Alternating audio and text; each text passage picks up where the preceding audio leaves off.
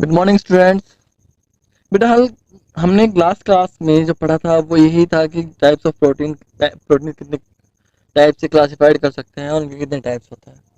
तो आज के लिए हमने कहा था कि हम स्ट्रक्चर ऑफ प्रोटीन पढ़ेंगे, और स्ट्रक्चर ऑफ प्रोटीन से पहले एक छोटा सा टॉपिक है confirmation of peptide bonds.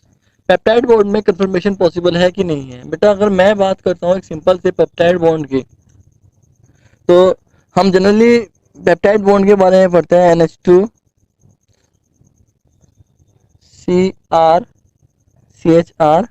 and C double bond O NH CHR and COOH। ये चीज हम पढ़ते हैं।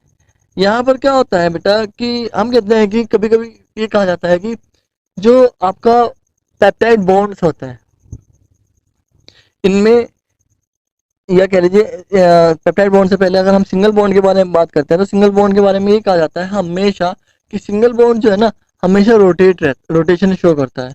अगर सिंगल बॉन्ड रोटेशन शो करेगा, कोई भी सिंगल बॉन्ड होगा जो रोटेशन शो करेगा, तो वहां पर कंफर्मेशन नहीं होता। किसकी वजह से नहीं होता? सिंगल बॉन्ड के रोटेशन की वजह से कंफर्मेशन नहीं होता। अब सिंगल बॉन्ड कंफर्मेशन नहीं करेगा, लेकिन अगर मैं बात करता हूँ थोड़ा सा किसके बारे में, नाइट्रोजन कार्बन के बॉन्ड के बारे में, कि जो नाइट्रोजन का बॉन्ड है, नाइट्रोजन जो होता है इसमें लोन पेयर ऑफ इलेक्ट्रॉन होता है, और ये क्या करता है कि ये जो है ये और ये डबल बॉन्ड एक दूसरे से अल्टरनेट पोजीशन पे, जिसकी वजह से ये इलेक्ट्रॉन यहाँ पर चले जाते हैं और ये इलेक्ट्रॉन यहाँ पर, और ये एक रेजोनेटिंग स्ट्रक्चर शो करता है, जिसे हम इस तरीके से लिख सकते हैं NH2 CHR C single bond O negative C double bond O NH CR CH single bond COH। Okay, तो बेटा क्या हो क्या रहा है, और ये मतलब कि ये रेजोनेटिंग शो करता है। जो वहां पर भी इस तरह रेजोनेंस होता है, तो वहां पर ये जो बॉन्ड होगा ये पार्शियली डबल बॉन्ड माना जाता है। कह लीजिए कि भाई ये वापस से यहाँ आ जाएगा और ये इलेक्ट्रॉन वापस से इस पर चले जाएंगे, तो वापस से स्ट्रक्चर वैसी बन जाएगी। तो इसका मतलब क्या हुआ कि कार्बन और in peptide bonds carbon and nitrogen, in short अगर मैं यहाँ पर शॉर्ट बताऊं आपके उसमें जो हमने यहाँ पर कंक्लूजन निकला, तो कंक्लूजन क्या निकला, in peptide bonds carbon single bond nitrogen, this bond acquire partial double bond character. क्या करता है? Partial double bond character. Okay, और इस पार्शियल डबल बॉन्ड की वजह से क्या करेगा, ये जो रोटेशन होगा उस रोटेशन को हिंड कर देगा, या कहिए रोक देगा। एज ए रिजल्ट कह लीजिए, as a result rotation between carbon and nitrogen will be hindered. Okay, ये चीज समझ में आ रही है आपको? किसकी वजह से हो रहा है? ये पार्शियली डबल बॉन्ड होने की वजह से हो रहा है। और अगर ये चीज रुक जाती है, ये बॉन्ड रुक जाता है, तो क्या होगा कि आपका जो कार्बन है, ये कार्बन कायरल कार्बन है, और कायरल कार्बन जो है कंफर्मेशन शो कर सकता है, सिस और ट्रांस शो कर सकता है। समझ आ रही बात आपको? कैसे भाई? अब जनरली ये CH3 जो CH कार्बन जो है वो टेट्राहेड्रल है, या कह लीजिए टेट्राहेड्रल स्ट्रक्चर शो करेगा, और टेट्राहेड्रल स्ट्रक्चर शो करेगा, तो अगर हम इसके बारे में बात करते हैं CH के बारे में, तो CHR NH2 एंड ये क्या हो जाएगा आपका CO डबल बॉन्ड कह लीजिए, एंड देन NH, और उसके बाद दिस वन। तो ये क्या कर रहा है बेटा, ये जो कार्बन होगा आपका कायरल कार्बन होगा, और ये एक कंफर्मेशन शो करेगा, सिस और ट्रांस पोजीशन की कंफर्मेशन ये शो करेगा। यहाँ पर एक कंडीशन और है, तो अगर मैं आपको बता दूं, तो यहाँ पर ये सिस और ट्रांस दिखाई दे रहे हैं हमें, इसकी वजह से कह लीजिए इस कायरल कार्बन की वजह से हमें सिस और ट्रांस दिखाई दे रहे हैं। आपको एक चीज यहाँ पर ध्यान रखनी है, this oxygen should B planar, this oxygen should B planar, यानी ये प्लेन में होनी चाहिए, प्लेन के बाहर नहीं होनी चाहिए, ना तो अबोव द प्लेन ना ही बिलो द प्लेन। अगर ये प्लेन के अबोव या बिलो होगी तो कंफर्मेशन नहीं होगा, ये प्लेन के अंदर है, प्लेन पर है, तो इस कंफर्मेशन होगा। तो कंफर्मेशन में अगर आपसे क्वेश्चन कराया जाए कि क्या पेप्टाइड बॉन्ड्स में कंफर्मेशन पॉसिबल है, तो आपके लिए तो आप दो कंडीशन उसमें बताओगे। तो first is carbon nitrogen bond की double bond, partial double bond, and second condition would be the oxygen should be present in plane, oxygen जो है प्लेन में प्रेजेंट होनी चाहिए। Is that clear? तो सिस और ट्रांसपोजिशन आप इजीली, आई होप सिस और ट्रांसपोजिशन जो है आप क्या कर सकते हो, एक्सप्लेन कर सकते हो कि सिस और ट्रांसपोजिशन कैसे हो रही है। ठीक है ना? किसके रेस्पेक्ट में?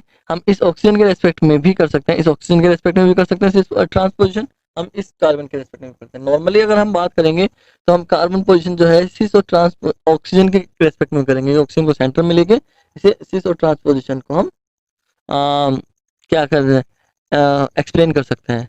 कैसे कर सकते हैं देख लीजिए कि भाई आपका ऑक्सीजन जो है डबल बॉन्डेड होगा, ठीक है, कार्बन से पार्शियली डबल बॉन्डेड कह सकते हैं इसे आप, nitrogen hydrogen and C H R जो होगा, जो भी होगा सी एच आर जो होगा, और दूसरी तरफ क्या है ये सी एच आर, और यहाँ पर जो भी बनेगा, तो ये क्या है, ये इसकी सिस पोजीशन होगी। कैसी होगी? सिस पोजीशन होगी, जहां पर सेम रिएक्शंस या कह लीजिए सॉरी, ये यहाँ पर ये ट्रांसपोजिशन होगी जहां पर जो एक तरफ आर है और एक तरफ एच है नाइट्रोजन की, इस कार्बन की, अगर इसके अराउंड हम देखेंगे।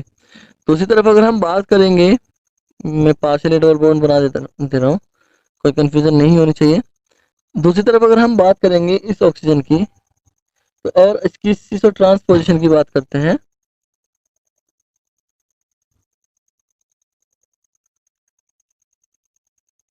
सी एच आर अगर यहाँ पर प्रेजेंट हो, यानी ये नाइट्रोजन जो है कार्बन से जुड़ा हो, ये नाइट्रोजन वहाँ कार्बन से जुड़ा हुआ है, सी एच आर से जुड़ा हुआ है,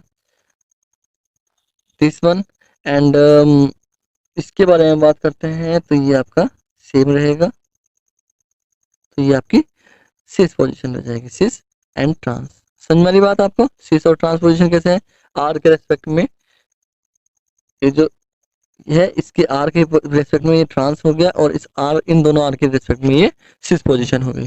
समझ में आ रही बात आपको? तो आपको एक और चीज रखनी है, ट्रांस पोजीशन जो है ज्यादा स्टेबल होगी, सिस पोजीशन लेस स्टेबल होगी। क्यों? क्योंकि आर आर में इलेक्ट्रॉन क्लाउड या कह लीजिए इलेक्ट्रॉन रिपल्सन कह लीजिए, या फिर आपका एक टर्म आपने बेसिकली इलेक्ट्रॉनिक इफेक्ट्स में पढ़ी थी, स्टेरिक हिंड्रेंस, वो कह लीजिए। तो स्टेरिक हिंड्रेंस कह लीजिए या रिपल्सन बिटवीन इलेक्ट्रॉन क्लाउड कह लीजिए, यहाँ पर वो चीज हो जाएगी। तो ये सिस में और ट्रांस में ये थोड़ा सा आपको अंतर दिखाई देगा। समझ में आ रही बात? तो कंफर्मेशन के लिए आपको बेटा समझ में आ गया होगी कंफर्मेशन हमें कैसे करना है इन पेप्टाइड बॉन्ड्स। तो अब हम बात करेंगे स्ट्रक्चर की। किसकी बात करेंगे? स्ट्रक्चर ऑफ प्रोटीन्स की। स्ट्रक्चर ऑफ प्रोटीन के बारे में थोड़ा सा पहले आपको बता दूं, यहाँ पर आपको सिर्फ डिटेल में नहीं जाना है कि कैसे कैसे स्ट्रक्चर बनाते हैं प्रोटीन्स, इसके बारे में आपको पढ़ना है। प्रोटीन की स्ट्रक्चर के बारे में बात करते हैं तो बेटा प्रोटीन की स्ट्रक्चर चार टाइप की होती हैं, primary secondary tertiary and quaternary. कौन कौन सी होती हैं? Primary secondary tertiary and quaternary. Primary structure, secondary tertiary, और क्योंकि ये जो स्ट्रक्चर्स हैं बेटा सिंपल से लेकर कॉम्प्लेक्स कॉम्प्लेक्स कॉम्प्लेक्स होती चली जाती है, यानी प्राइमरी सबसे सिंपल होती है, सेकेंडरी उससे थोड़ी कॉम्प्लेक्स होती है, टर्शरी उसकी भी कॉम्प्लेक्स होती है, और क्वार्टरनरी सबसे ज्यादा कॉम्प्लेक्स होती है। Is that clear? तो हम बात करेंगे प्राइमरी में। प्राइमरी फर्स्ट जो है प्राइमरी स्ट्रक्चर के बारे में, प्राइमरी प्रोटीन्स के बारे में बात करेंगे, प्राइमरी स्ट्रक्चर ऑफ प्रोटीन के बारे में बात करेंगे, प्राइमरी स्ट्रक्चर ऑफ प्रोटीन्स। तो प्राइमरी स्ट्रक्चर ऑफ प्रोटीन्स के बारे में बात करेंगे तो बेटा आपको याद रखना है कि भाई यहाँ पर प्राइमरी स्ट्रक्चर में प्रोटीन की जो पेप्टाइड्स होंगे या कह लीजिए प्रोटीन्स जो होंगे या अल्फा अमीनो एसिड्स होंगे, वो सिंपली एक दूसरे से सीरियल वाइज जुड़ेंगे, और सीरियल वाइज जुड़ेंगे एक चेन में जुड़ेंगे, स्ट्रेट चेन में जुड़ेंगे, यानी amino acids linked together in straight chain by side wise bonding. अब इस साइड वाइज बॉन्डिंग में इसका मतलब क्या हुआ कि एक का NH2 ग्रुप दूसरे के COH ग्रुप से जुड़ेगा, यानी एक का NH2 ग्रुप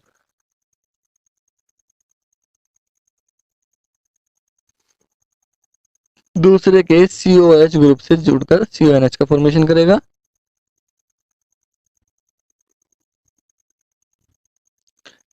और जो स्ट्रक्चर रहेगी वो इस तरह की रहेगी, ये आपकी कह लीजिए एक चेन बन जाएगी और स्ट्रेट चेन बन जाएगी। इस तरीके से इस तरह की स्ट्रक्चर होगी प्राइमरी बॉन्डिंग में। अब इसमें जो बेटा अगर आप बात करोगे इसमें एग्जांपल जो है हीमोग्लोबिन का एग्जांपल बेस्ट होता है। अगर आप इसमें एग्जांपल भी लेना चाहो तो इसमें हीमोग्लोबिन का एग्जांपल आप ले सकते हो प्राइमरी स्ट्रक्चर में।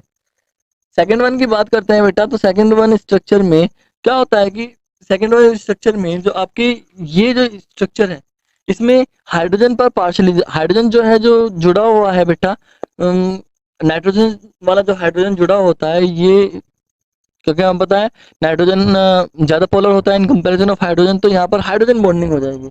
और इस तरह हाइड्रोजन बॉन्डिंग बनाने की में इंटरमोलिकुलर या कह लीजिए यस इंट्रामोलिकुलर इंटरमोलिकुलर और इंट्रामोलिकुलर हाइड्रोजन बॉन्डिंग हो जाएगी इसमें। और हाइड्रोजन बॉन्डिंग होने की वजह से ये एक तरह से हेलिक्स का फॉर्मेशन करता है। किसका फॉर्मेशन करता है? हेलिक्स का फॉर्मेशन करता है। सेकेंडरी स्ट्रक्चर के बारे में बात हो रही है, सेकेंडरी स्ट्रक्चर ऑफ प्रोटीन। तो सेकेंडरी स्ट्रक्चर ऑफ प्रोटीन को हम कह सकते हैं अल्फा हेलिक्स स्ट्रक्चर। क्या बेटा? Alpha helix structure. तो हम कह सकते हैं intermolecular and intramolecular hydrogen bonding, hydrogen intermolecular and intramolecular hydrogen bonding occur, देखते हैं yes bonding occur in primary structure, so the formation of helix is found। Okay, तो किस चीज का फॉर्मेशन होता है? हेलिक्स का फॉर्मेशन होता है। और ये हेलिक्स किस तरह होता है? ये आप हेलिक्स आप मान लीजिए